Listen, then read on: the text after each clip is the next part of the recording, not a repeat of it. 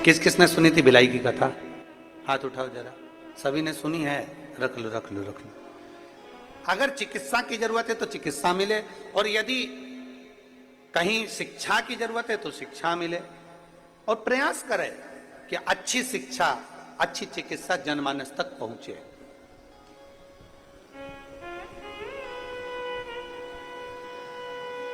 सती मैया कह रही है कि मेरे भीतर का संशय मिटा दो। कर्म अच्छा है तो आपको परमात्मा को ढूंढने की जरूरत नहीं, परमात्मा आपको ढूंढे। और अगर कर्म बेकार है, समय की अवस्था धीरे धीरे धीरे धीरे आती जाती है और मालूम पड़ जाता है कि हमारा आने वाला समय कैसा है।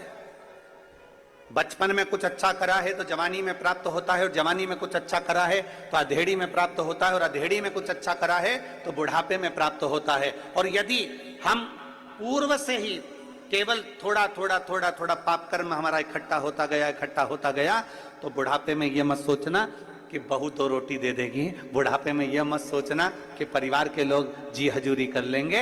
अगर बुढ़ापा आते आते अपने ही अपने को ताना दे रहे हैं, बुढ़ापा आते आते अपने ही अपने को गाली दे रहे हैं, बुढ़ापा आते आते अपने ही अपनों को अपशब्द कर रहे हैं, तो फिर यह मानकर चलना कि हमने पूर्व का कर्म थोड़ा श्रेष्ठ नहीं कर पाए, इसलिए आज हमको सुनना भी पड़ रहा है और सहना भी पड़ रहा है। अरे मत बुरे कर्म कर बंदे वरना पछताएगा, भगवान की आंखों से तू बच नहीं पाएगा, तू बच नहीं पाएगा। अरे ओ अज्ञानी मत कर नादानी, अरे ओ अज्ञानी मत कर नादानी।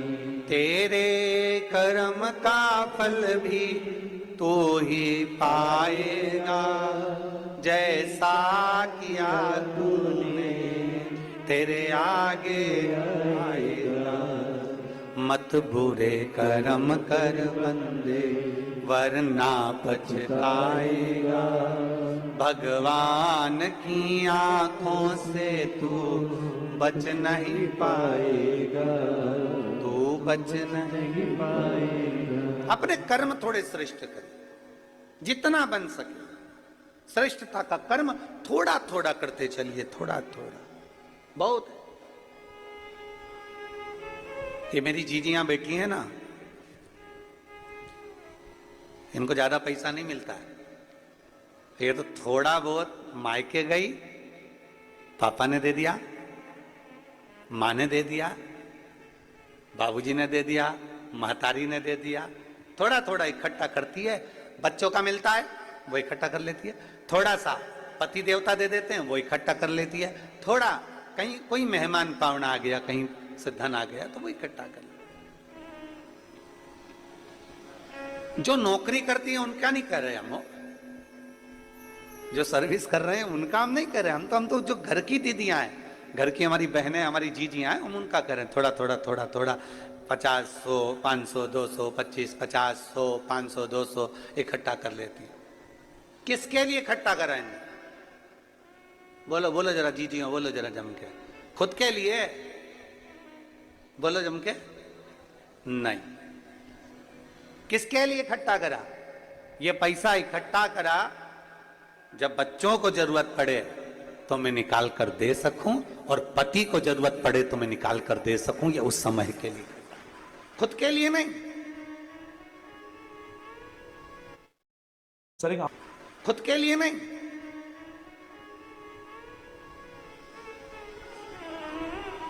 एक कथा, अमलेश्वर की कथा में हमने कहा था कि स्त्री से उसकी उम्र मत पूछो, और पुरुष से उसकी आय मत पूछो। स्त्री से उम्र मत पूछो और पुरुष से, जम के बोलो जरा, आय मत पूछो। क्यों? स्त्री से उम्र इसलिए नहीं पूछिए क्योंकि स्त्री अपने लिए नहीं जीती, एक नारी जब भी जीती है अपने परिवार के लिए जीती है। इसलिए नारी से उसकी उम्र नहीं पूछी जाती, उसकी उम्र नहीं पूछते कि तू कितने साल की है।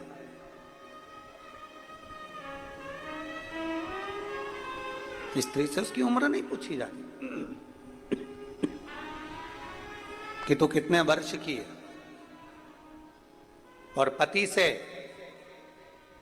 ये जितने मेरे जीजा बैठे हैं यहाँ पे और जितने आस्था चैनल पर जीजा कथा सुन रहे हैं, इनसे इनकी आय नहीं पूछी जाती, तुम कितना कमाते हो, कितनी आवक हो रही है,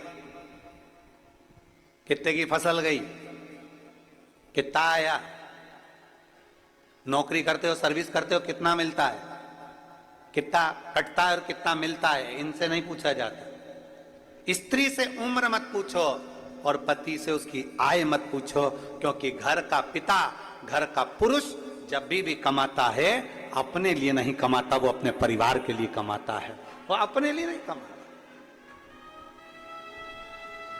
क्या पूछा जाए इनसे? एक नारी का पूरा जीवन, एक स्त्री का पूरा जीवन अपने परिवार के लिए लग जाता है, पूरा जीवन।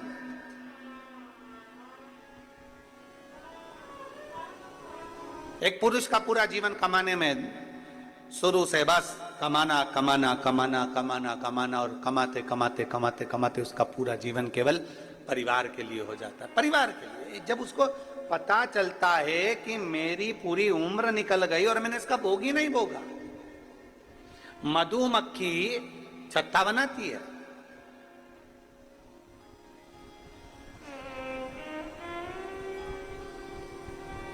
वो तो अच्छा है, ये यहाँ पे मधुमक्खी का छत्ता नहीं है। एक बार कहीं कथा करने गए थे बिहार साइड में, तो वहाँ मधुमक्खी का छत्ता था। अब वो इतनी बड़ी बड़ी ये लाइटें जलती हैं, तो वो मधुमक्खी का छत्ते में से मक्खियां निकल निकल के सब इधर उधर।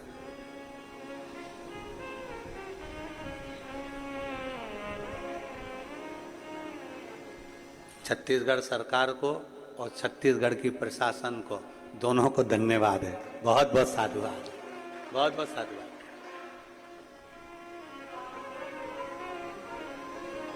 मधुमक्खी अपना छत्ता बनाती है, जगह जगह से पुष्प का रस लेकर आती है और शहद बनाकर तैयार करती है। उसको लगता है मैं खाऊंगी, अब मैं तैयार करा, अब मैं खाऊंगी, अब मैंने तैयार करा, अब मैं पाऊंगी।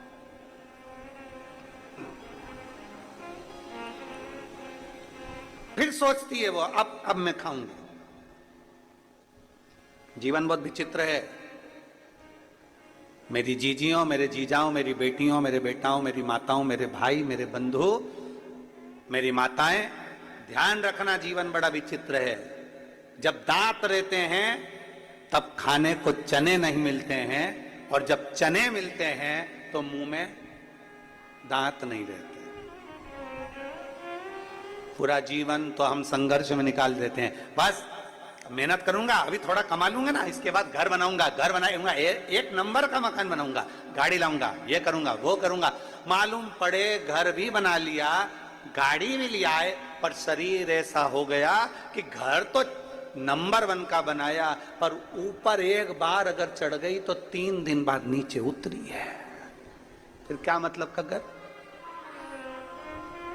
कई कई माताओं को बड़ा शौक रहता है, बस अपने पति से कहती है अपने एक मकान बनाएंगे। इतनी बारिश होती है ना, एक कपड़े सुखाने की जगह नहीं है अपने घर में। अरे बोलो तो सही है कि गलत है? अपने यहाँ कपड़े सुखाने की जगह नहीं है, अपन एक मकान बनाएंगे और घर में ऐसा ऊपर ऐसा शेड लगा देंगे जहां पर कपड़े सूख जाए, कर जाए, और ऊपर अपन 2 मंजिल का बना लेंगे, बच्चों का कमरा अलग, इस बेटी का कमरा अलग, दामाद अलग, तो ये सब चीज कमरे कमरे बना देंगे और ऊपर अच्छी व्यवस्था कर देंगे कपड़े वपड़े सूखने की। अब मालूम पड़े बेचारे पति ने हिम्मत कर कर, मेहनत कर कर, कमा कमा कर घर बना दिया। घर के ऊपर कमरे, कमरे के ऊपर छत भी बना दी, और छत पे ऐसी व्यवस्था भी कर दी कि कपड़े सूख जाएं। अब मालूम पड़ा जब मकान बनाने का कहा गया था तब उम्र दूसरी थी, और आज जब कपड़े की बाल्टी लेके ऊपर चढ़ी तो मालूम पड़ा 4 घंटे तक वहीं पर बैठी है। भगवान भोलेनाथ, शंभुनाथ, त्रिकालदर्शी, कैलाशी, अविनाशी। इतने में नीचे आवाज पहुंची बहू के पास में, मम्मी क्या हो गया? इतने में मम्मी झरोके में से झांक के बोली, तेरी मम्मी जा रही ऊपर। से झांक के बोली, तेरी मम्मी जा रही ऊपर। तुरंत नीचे से बहू दौड़ी दौड़ी ऊपर गई और मम्मी को देखा हालत खराब। मम्मी को पानी वानी पिलाया उसने। जब दांत हैं तो चने नहीं है, और जब चने हैं बोलते जाओ जम के, दांत नहीं। अभी कमा रहे तो विचार कर रहे हैं, गाड़ी लूंगा, गाड़ी लूंगा, गाड़ी लूंगा। कमाते कमाते कमाते कमाते एक अवस्था डल गई और मालूम पड़े बुढ़ापे में गाड़ी भी आ गई। गाड़ी तो आ गई पर डॉक्टर ने कह दिया ज्यादा बैठ नहीं सकते, पीठ का गुरिया खसक गया। अब एक गुरिया खसक गया। अब थोड़ी देर तक गाड़ी में बैठा था, इतनी देर में तो घर पहुंचा और पत्नी कह रही, जी सुनो तो सरी, कथा चल रही है, गांव का नाम नहीं बोलूंगा, यहां का नाम तो बोलूंगा ही नहीं।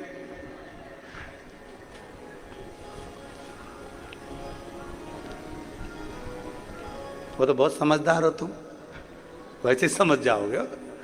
कथा चल रही है, गांव का नाम नहीं बोलूंगा, यहां का नाम तो बोलूंगा ही नहीं।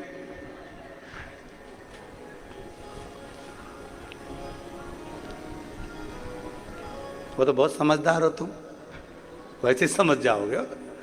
कथा चल रही है, अच्छा जाना है, अच्छा, पर मैं ज्यादा गाड़ी में नहीं बैठ सकता, मेरा गुरिया खसका है। कमाते कमाते जिंदगी निकल गई। अब गाड़ी में घूमने का शौक लगा, गाड़ी चलाने का शौक लगा, गाड़ी में जाने का शौक लगा तो मालूम पड़े गाड़ी नहीं चला सकते, गाड़ी में बैठ नहीं सकते। मकान बनाने का शौक लगा, मकान तो बड़ा बन गया पर मकान में ऊपर चढ़ने का, आप सब यहाँ बैठे हो, तुम्हारा अगर 2 मंजिल का मकान होगा ना, तुम गारंटी है हफ्ते 2 हफ्ते या महीने 2 महीने 4 महीने में एक आध बार ऊपर जाते हो गया। और हम तो निवेदन करें इतनी जल्दी जाओ भी मत, क्या करोगे, एक हाथ बार का चले तो गए। ऊपर इतना धूल, इतना पानी, इतना फैलारा देखा, दूसरी बार मन में सोचा कब तक करूं मैं, तो मेरे से तो बन ही नहीं, और नीचे चली गई और फिर नहीं आई ऊपर, फिर नहीं जा।